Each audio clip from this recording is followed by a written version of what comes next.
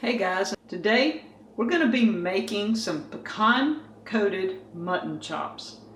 It's all about the mind, guys. You have to get it past it was an animal and things like that. You eat hamburgers every day in town, the ones of you that eat meat. You eat bacon, you eat all kinds of things. They were animals too. Most of the time, you don't name your animals that you're going to use as a food source. But here at Deep South Homestead, sometimes that happens. We bought 2 sheep a year ago, a little over a year ago, year and a half ago, and we got a male and a female, a black-faced Dorper crossed with a Katahdin as a male and a Katahdin female. Well, we planned on breeding the 2, so we named them, and you know, that happens. But the female did breed. She miscarried, and then a few days later we lost her. That was just life on the homestead.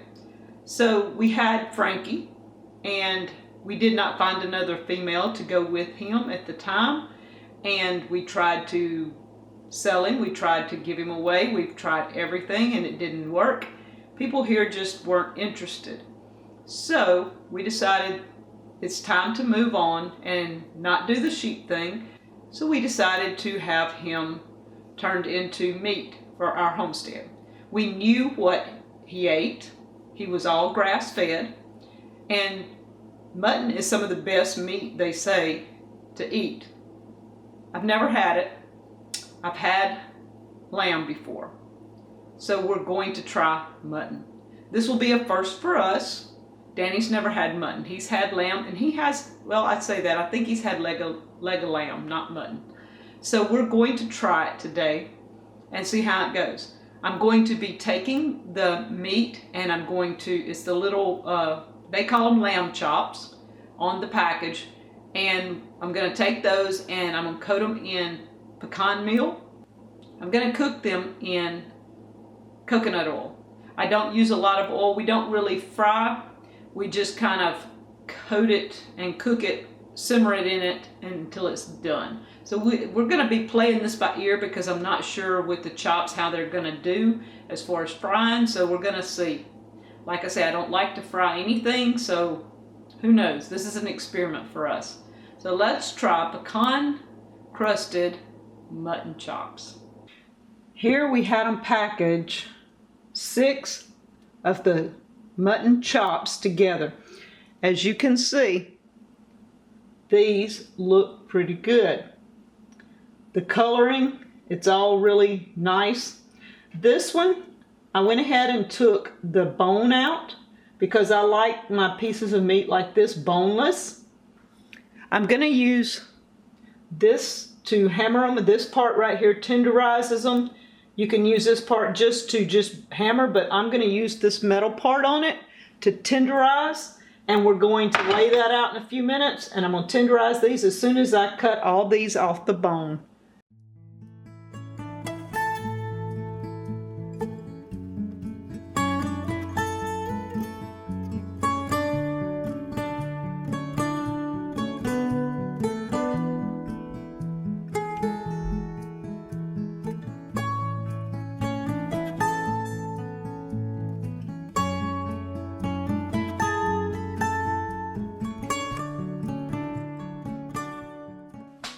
Here I have our chops already. They're already cut out, ready to go. I'm going to use the mallet and beat them out. This is the bones that I have left, and we're going to use that for bone broth. I'm going to see if it's possible. If we like the chops, we're going to have bone broth. We're going to make some soup. Nothing's wasted at Deep South Homestead. Here I have plastic wrap that I've layered. I've put it down, put my meat on it, and covered the tops of the meat. And we're going to take our little mallet with the stainless part.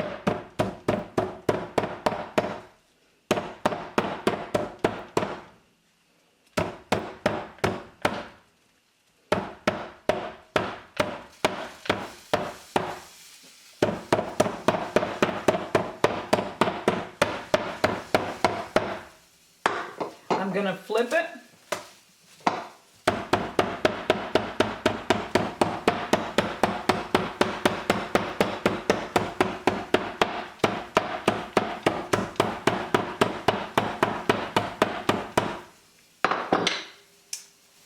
And then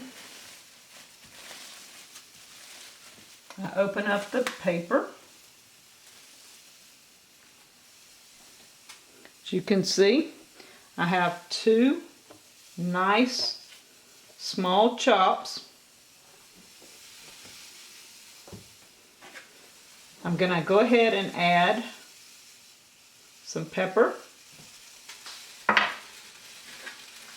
and some salt.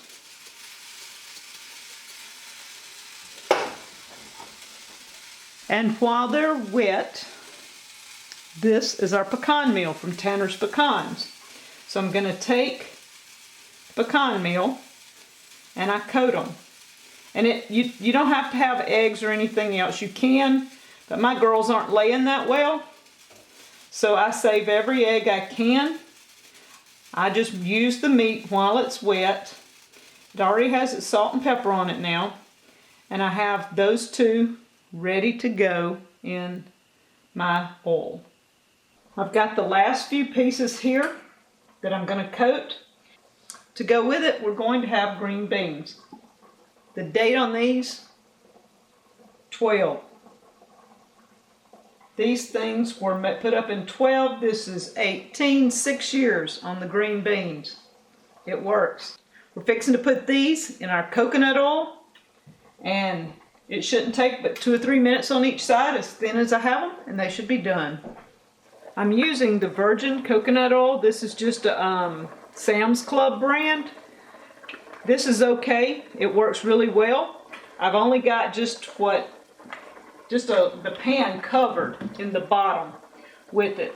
And I kind of test it. It starts frying a little, but it's almost there. It's not quite. Over here, we have this bone broth. Right now, Danny just came in.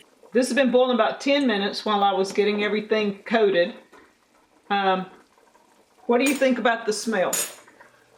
I'll tell you, I don't know what it's going to taste like, but the smell is it's just really, really good. I love the smell of it. It doesn't have an odor like... It doesn't smell like store-bought beef. It doesn't have that stink to it. Yeah. It smells really nice. Almost like if you were doing deer. It has... I think it smells better than deer. Yeah. It has a similar smell.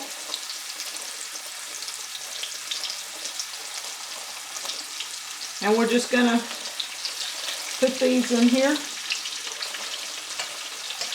And they shouldn't have to cook long because they're so thin. I've got them really thin. One more. And what I usually do is I put the top on this for just a minute and let them cook. I've got it on a medium fire. I'm going to put the top on it, give it a minute or 2, and then we're going to flip it. Okay, it's been 2 minutes. We're going to check it. Okay. And you see the back is already brown. I'm just going to flip each one over. If I can flip them over. And you don't want to overcook. I've learned this from Danny because I'm one that would overcook everything. The meat will be really good and tender. It will be done. And it's probably going to take 5 to 6 minutes, but we're going to turn it over, put the lid back on, and leave it another 2 minutes and check it.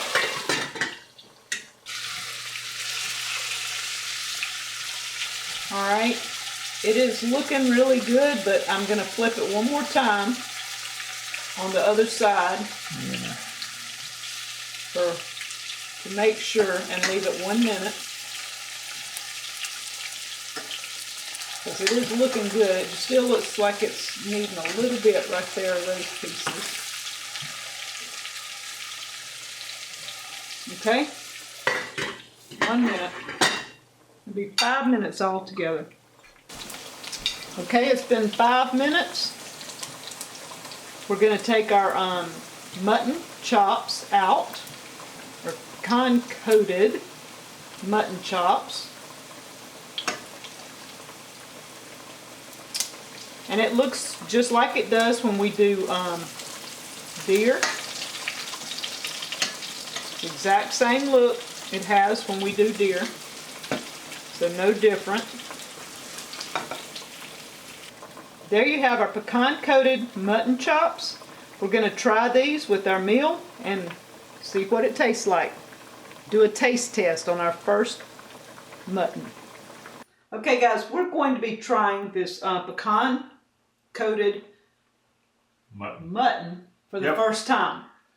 We've never had it. Raised here, it's raised at Deep South Homestead, grass-fed only. Yes, and if Tommy Alderman can eat a grub worm live, I think I can eat this a lot easier. So we're going to try this. Give it a try. See what it tastes like. It seems pretty tender. Oh yeah. What you think? I can eat this. I can honestly say one thing. You know how everybody says everything tastes like chicken? This don't taste like chicken. This don't taste like chicken. Actually, super tender. It tastes more like gosh, what is it? I mean, it's better than beef. Better than beef, yes. It's not gamey like deer. Nope.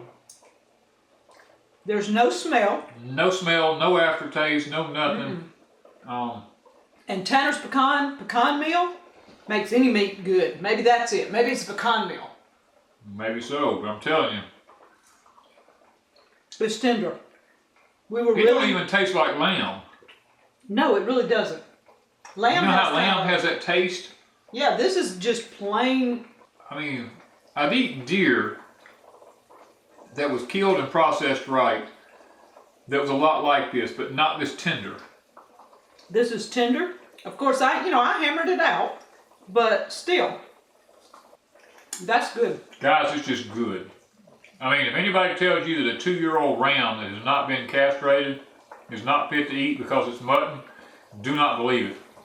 This is really good. I'm sorry, I'm licking my fingers. Hey, I lick mine. It's finger licking good. The processing company done a fantastic job for us on this. Oh, they did. And we're going to have more meals with mutton. Of course, we're going to have the bone broth.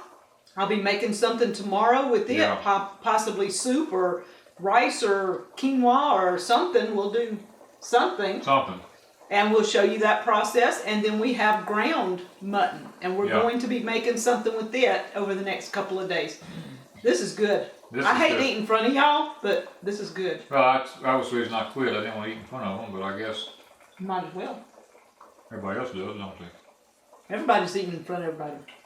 This is good. So mutton is a plus. We're glad we did this. We got what, 60, 65 pounds? 60-something pounds out of it, of meat. And the best part, the girl bartered with us. She wanted some of our seed. We swapped seed for the meat processing part. So actually we didn't cost us nothing. The amount of money that we paid for him originally. Yeah. And that's it. That's it. That's the only thing. We bought him when he was a little lamb. That's all we paid for this animal. Because he strictly ate grass. He got a little bit of corn, but not a lot of corn. He got some cracked corn for just a short period of time in his life. And we have green beans, and we have some of my famous crustless sweet potato pie. This whole meal is from Deep South Homestead. There's nothing here on this plate. Well, the pecan meal. Other than the pecan meal that did not come from Deep South Homestead. Because we raised the eggs that was in this. Well, the sugar and a touch of almond flour, I have to say. Okay, this. Really? Okay, yeah. If we get technical. If you want to get technical about it, yeah, I want to get technical. But the sweet potatoes, the eggs, the green beans, the sheep. All from Deep South. All from Deep South Homestead. Anything else is just a commodity or an amenity to cook with. To cook with. So guys, this is a wonderful project. We love it.